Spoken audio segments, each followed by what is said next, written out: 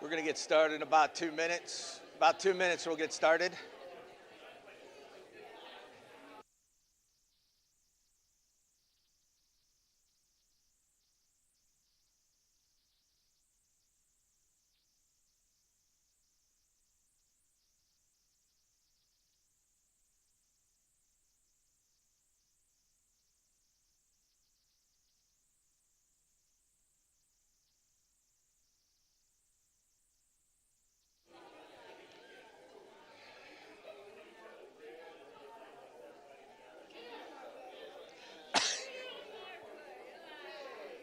I dare you to yell attention like you mean it.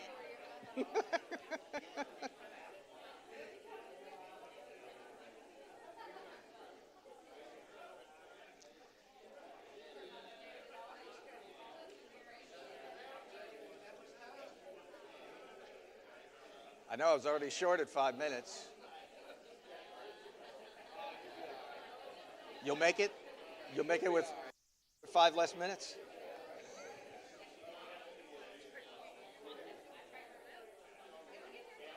Say at ease. Just say at ease. You don't even need to say attention. Maybe if I loudly close the door.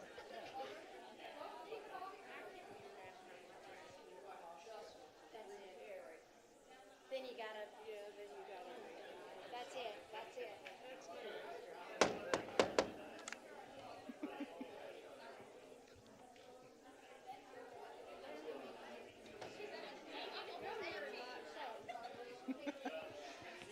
I guess you're ready to start. All right.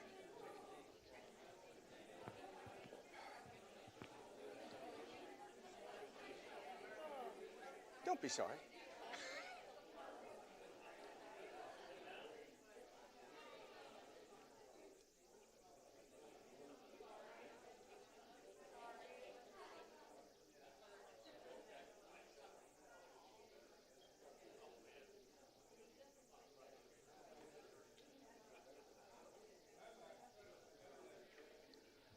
All right. Good morning, everybody. Last Sunday in January, so this is my last Sunday to teach. We obviously didn't get through the entire book of the Divine Shadows, but this is going to be the final class that I teach on it. So just as a quick recap.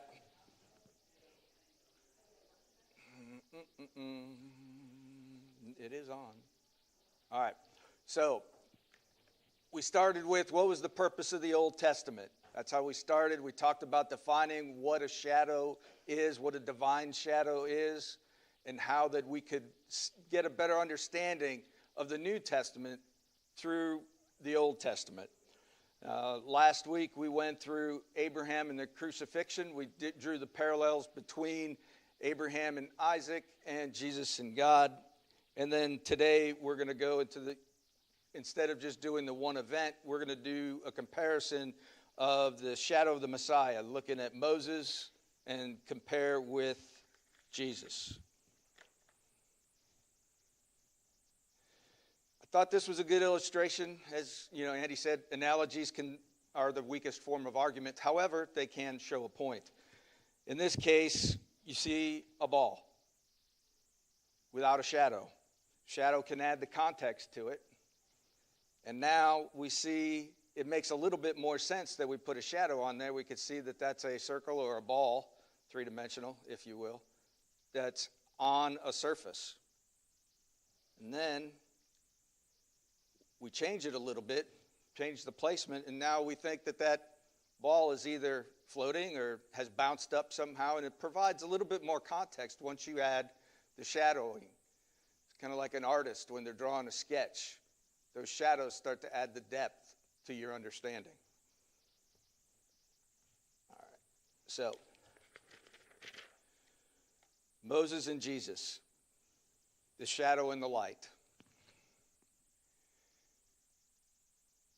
Can everybody read these now that I got it cranked up a few points on the pitch? All right. From Deuteronomy, the Lord your God will raise up for you a prophet like me, and Moses referring to himself, from among you, from your fellow Israelites, you must listen to him. And then we go forward to John, and we have the Word became flesh and dwelt among us, and we beheld his glory, glory as the only begotten from the Father, full of grace and truth. And then continuing in John, for the law was given through Moses, grace and truth were realized through Jesus Christ.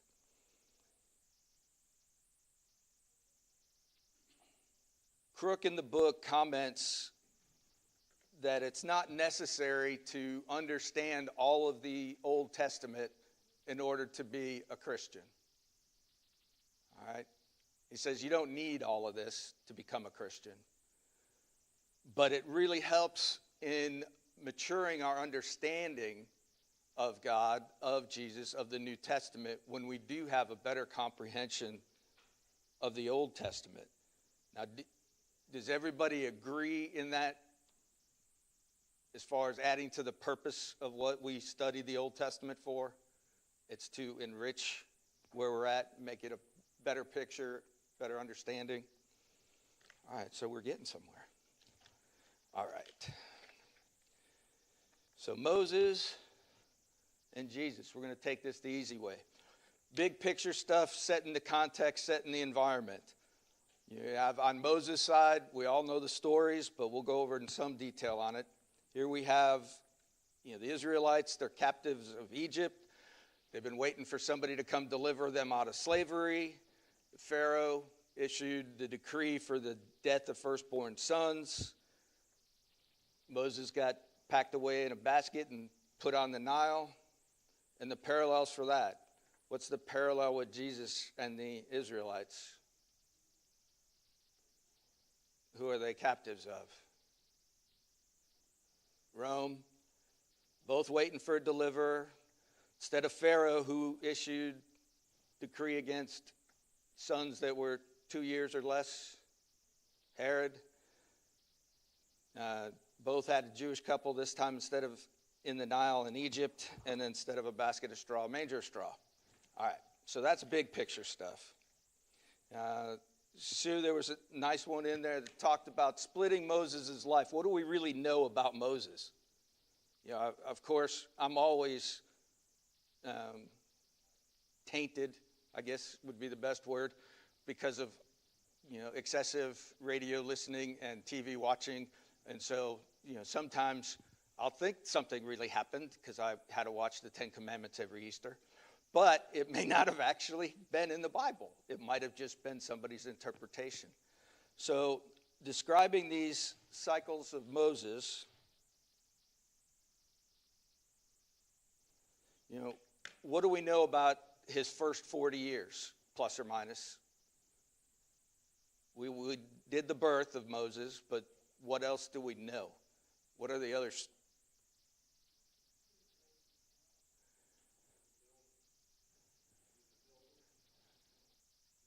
Okay.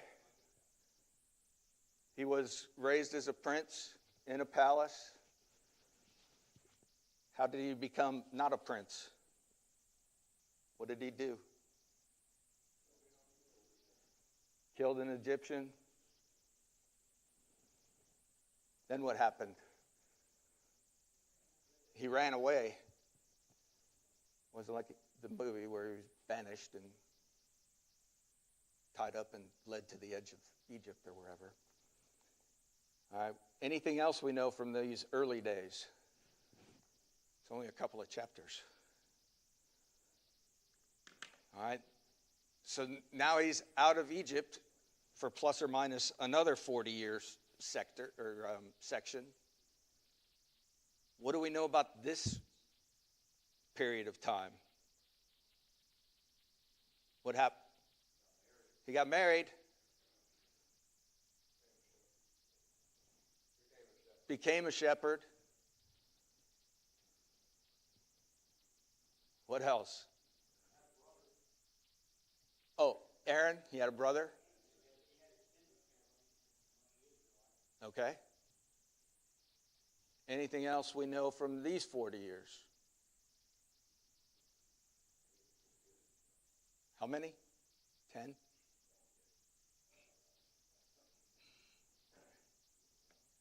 All right.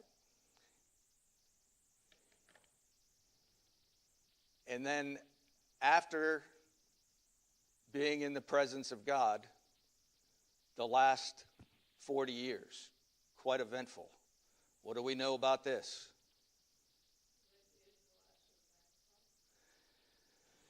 Led the Israelites out of Egypt to the land of promise. What else do we know? How did he get them out of Egypt?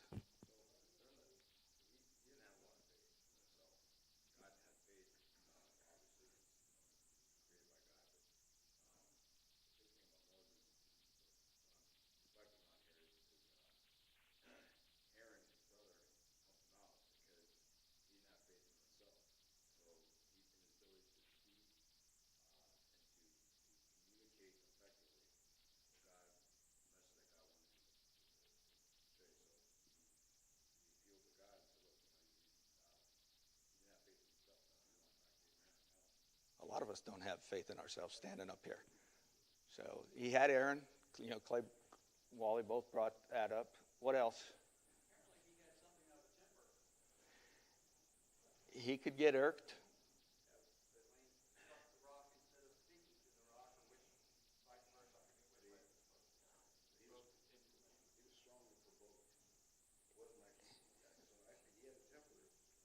He just didn't. All right, what else do we know about this time? He received the law. What else?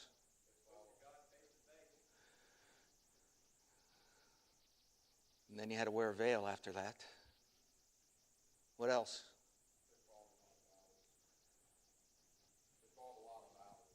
To get there. All right. So Clay mentioned the rock. What else happened to him? He didn't get to go there because he failed to follow instructions. Covenant instituted.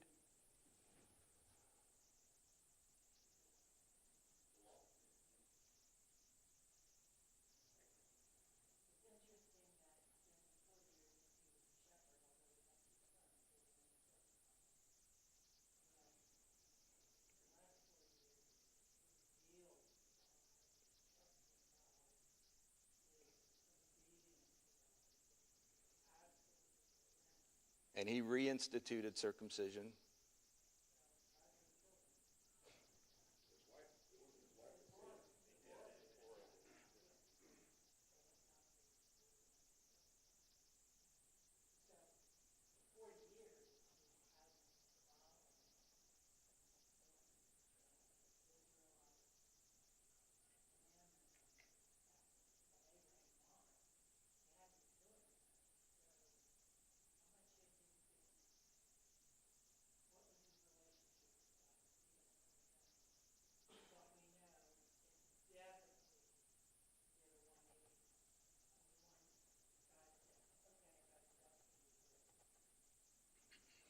He said, "Sure you got the right guy?" All right.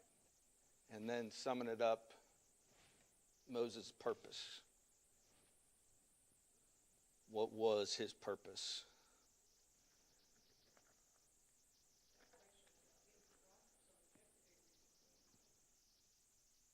What was it? I can't hear, Ethelyn.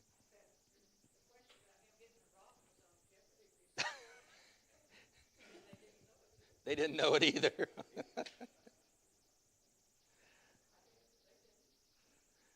All right. Can you sum up what Moses' purpose? Deliver God's people out of slavery and into the promised land. All right. So we're going to have a little bit of fun with this now. Well, it's going to be fun for me. I don't know how about you guys. All right. So on this side of the room, we got Team Moses. On this side of the room, we got Team Jesus. On this side of the room, I'm going to give you something that happened or was said during Jesus' time, and you have to tell me what was the shadow back during Moses' time. And on this side, I'm going to do just the opposite. I'm going to give you something from Moses' time, and you're going to tell me the parallel to Jesus. All right? And who's keeping score in the back here? All right, we'll let Gaines keep score. No. He said no. All right, so starting off with Team Moses over here. So with on Jesus' side, it says Jesus left royalty. He left the kingdom of heaven and became a common Jew. What did Moses do? He left the royalty of Egypt and became a common Jew. Okay? No, we're not doing Jeopardy. No, we're good. All right. So on the Team Jesus side, with Moses' sister Miriam helped him with his infancy and throughout his ministry.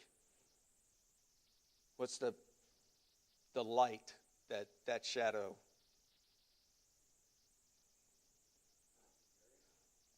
Yes. Mary, and I've got this, I'm not sure on this one, but it says that's the Hebrew translation for Mary, could be Miriam. But Mary raised him and was there in the beginning of his ministry. All right. So back to Team Moses. I think we'll give him half. We'll give Wally half on that one. All right. So Jesus, known as the Good Shepherd. What's the Moses parallel? He was a shepherd. All right. Back to you guys. Team Jesus. All right. So as mentioned before, Moses had a brother, Aaron. And Aaron was the mouthpiece, the spokesman for Moses. So what's the parallel to Jesus? And John was there as a forerunner, and John was able to spread the word. All right? So back to Team Moses. We're looking like we're pulling about even here now. We've got Jesus spent 40 days in seclusion in the wilderness. What's the parallel? 40 years wandering around. All right. First plague, water to blood. What's the parallel to Jesus? Water to wine. You guys are picking up steam now. All right. 3 hours spent on the cross by Jesus. 3 hours of darkness.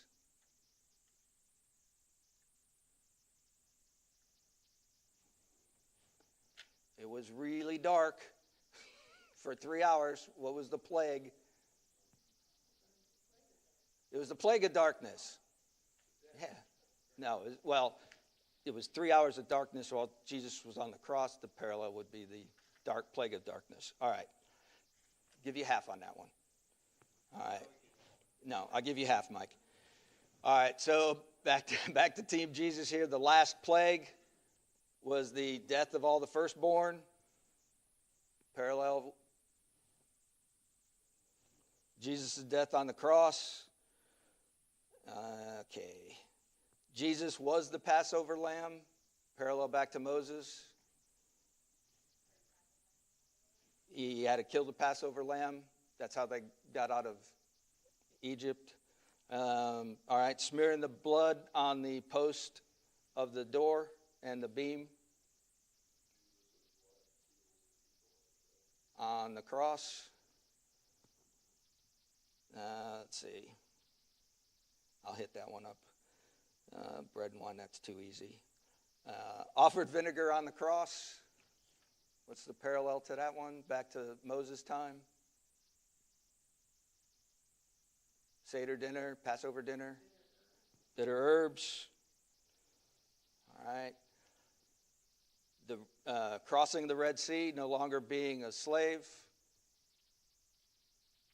Significance of water in New Testament.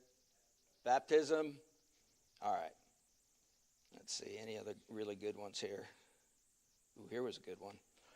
Lifting up Jesus on the cross where Satan represents the serpent. What's the Moses version of to be healed? All right. We're calling it a draw.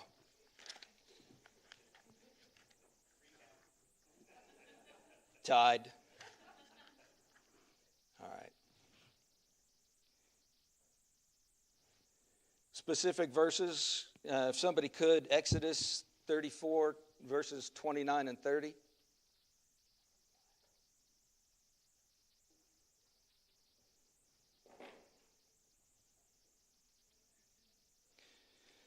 (34, 29, and 30). Okay?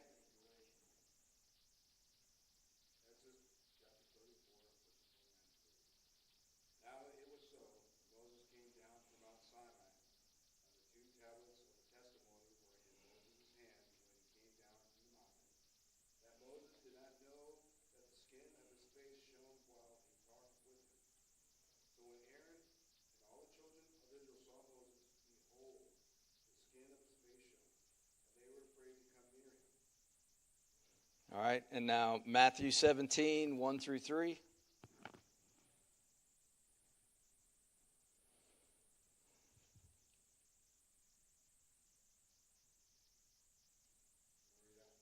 If you got it. 1 through 3.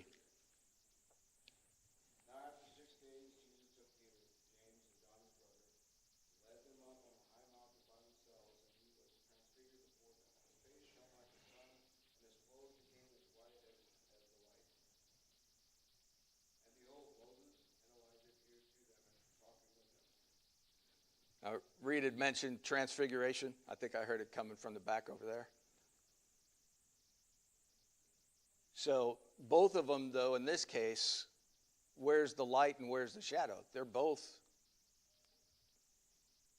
the light at this point. They're both radiant. They're both glowing, and they're not pregnant. They're both glowing. All right, I'm going to have to hustle through these to finish. All right. 2 Corinthians 3, 7 and 8. I'll read this one. Now, if ministry that brought death, which was engraved on the letters on stone, came with glory, so that the Israelites could not look steadily at the face of Moses because of its glory, transitory though it was, will not the ministry of the Spirit be even more glorious? And this is talking about how the Holy Spirit's going to be working, or did work.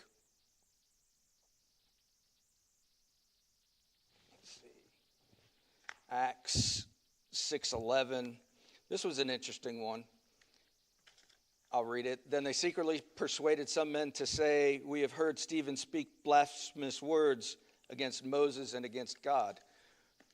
You know, is it possible that the Jews confused the shadow with the light?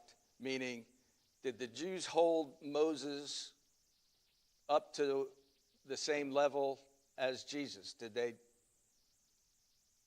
have that reverence for Moses that might have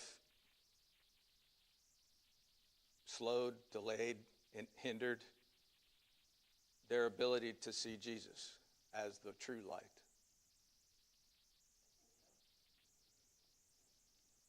How?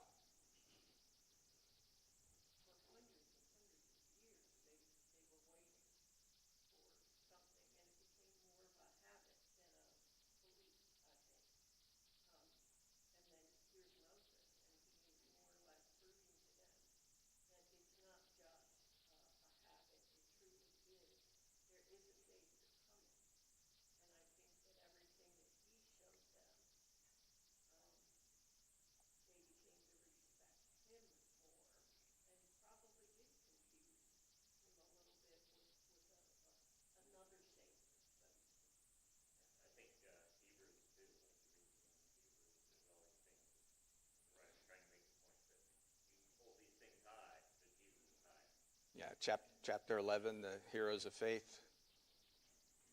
Just goes right down them all. Jim.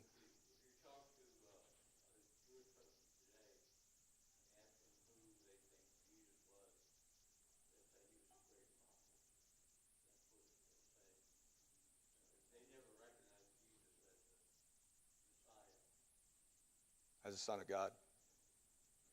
All right.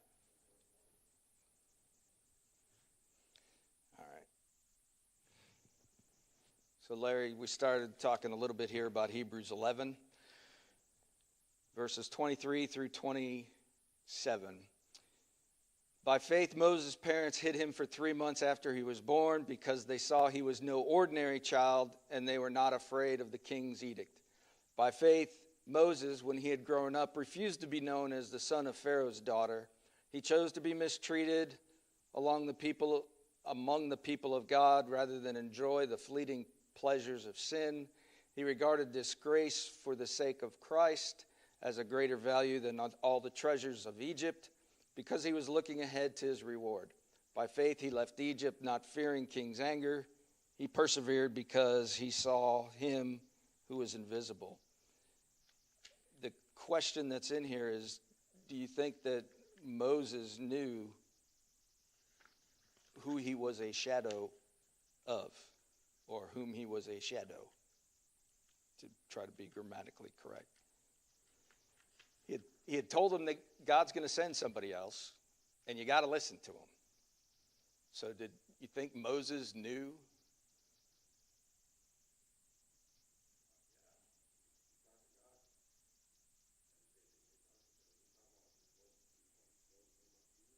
Mm-hmm.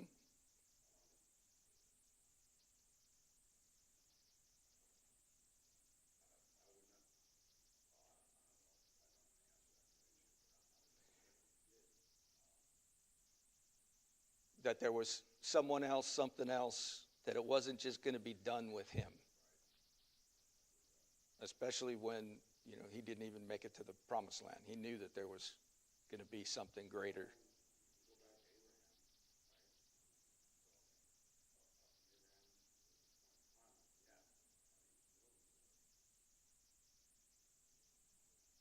All right, I got one last one as far as the comparison.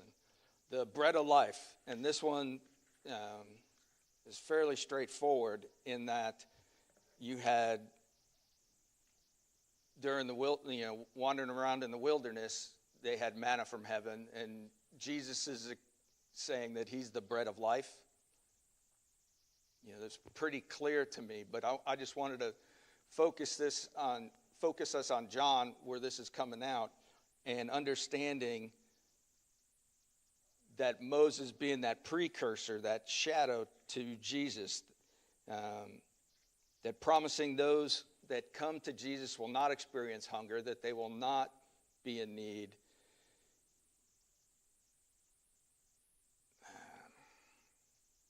I guess just the bottom line of the spiritual substance over the physical.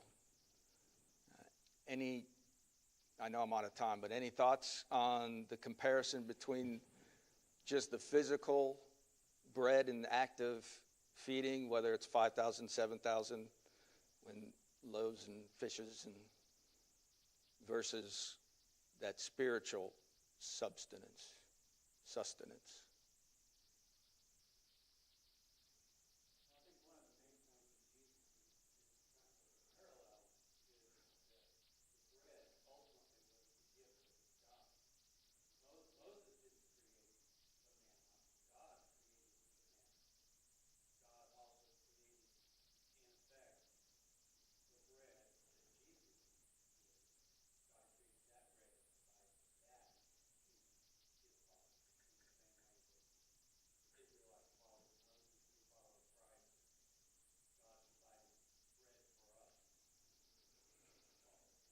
I mean, that's probably an easy thing to miss, is if you're following Moses and all of a sudden you've got, all you could eat and your clothes never wear out and everything else, you might attribute that to Moses rather than attributing it to God. I'm sure there's a lot of things that we take for granted and not realize that it's truly a blessing from God that we have it, or that can experience it or know it. Remember, just all things come from God. All right, I'm out of time. I know I appreciate everybody's attention. Thanks for playing along with me when I was trying to draw the parallels there. I thank everybody for your attention. And Clay, you picking us up in February?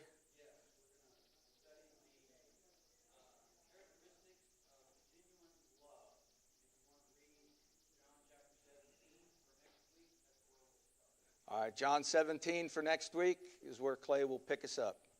Thanks, everybody.